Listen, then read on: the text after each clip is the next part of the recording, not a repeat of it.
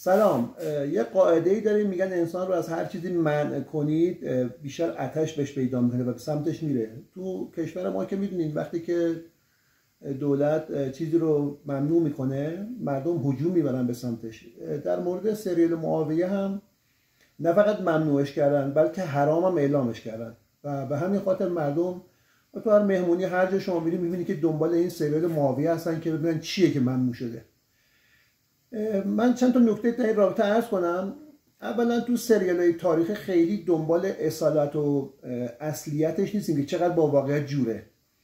اصلا هم چیزی ممکن نیست. خیلی از منتقدین سینما معتقدن که حتی فیلم‌های مستند هم عین واقعیت نیست، برای اینکه کارگردانی که انتخاب میکنه تو فیلم مستند از چه زاویه‌ای به اون پدیده نگاه بشه. به همین خاطر اگر فیلم مثل 300 رو شما می‌بینید که در مورد تاریخ ایران و خشایارشا هست، انتظار نداریم تاریخ هخامنشی رو گفته باشه، داستانه برای سرگرمیه.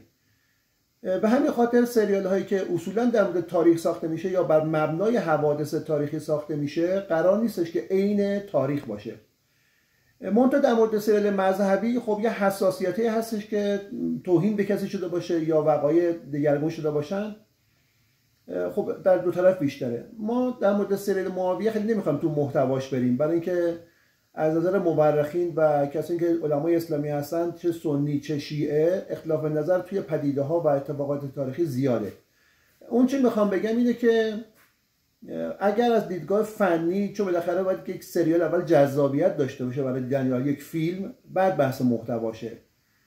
از نظر کارگردانی و فنی چند پله از سریال امام علی پایین‌تره. یعنی سریال امام علی از بازیگریش، کارگردانیش، سناریو، موسیقی و بقیه عوامل فنیش کلا چند پله بالاتر از سریال معاویه هستش.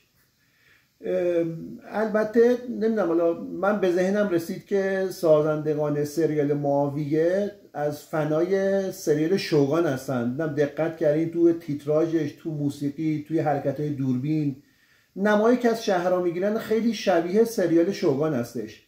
حالا این نظر من شدم درست نباشه، اما اینکه حالا این به چه کسی توهین کرده به کسی توهین نکرده، تا قسمت 20 که من دیدم به کسی توهین نکرده غیر از خوارج که اتفاقا خیلی هم تعریف درستی از خوارج میدن و با امروز ما هم خیلی سازگاره تعریفی که از خوارج میده و خوارج دوران ما کسانی که از رو عشق و فهم و دانش پیش نمیرن، بر اساس عقده ها و نفهمی هاشون عمل میکنن و همه رو کافر میدونن، فقط خودشون رو مسلمان میدونن یا حالا بر اعتقادی، میبینیم که خیلی رایجه.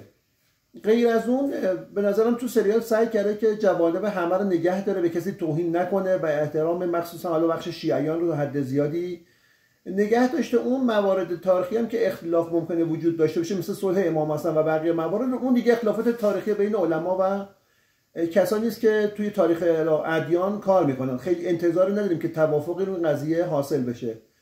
اما در اینجا فقط میخوام بگم که اگه بخوام دو تا مقایسه به دست بیاریم بین سریال امام علی و سریال معاویه، به نظرم با اینکه بودجه سریال امام علی فوق العاده کمتر بوده اما دیدنی تره، محتواش کاملا دقیق تره و لحاظ بیان سینمایی بیان خیلی حرفه‌ای تر و فنی تری رو داره.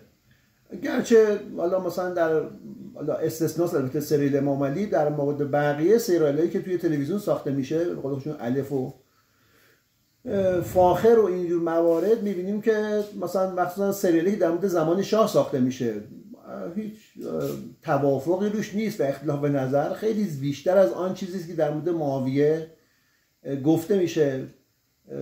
ببندم صحبتمو. اگر ما میخوایم گله‌ای از منظور ما که میگم نیست ما حکومت، اگر از سریال معاویه میخوان گله کنن که چرا اون این گونه ساختن، خب خیلی هم از شما گله دارن که شما چرا سریالی مثل مختار رو، مثل فرض بفرمایید امام رضا رو، مثل سریالی که در مورد زمان شاه ساخته شده چرا به این گونه ساختین که روش اختلافات نظر بسیار شدیدی وجود داره. حالا اگر مایل بودیم با من همراه باشین در مورد فیلم‌های تاریخی، اتفاقات تاریخی و حالا موارد از این دست بیشتر صحبت خواهیم کرد. روز خوش، موفق باشین.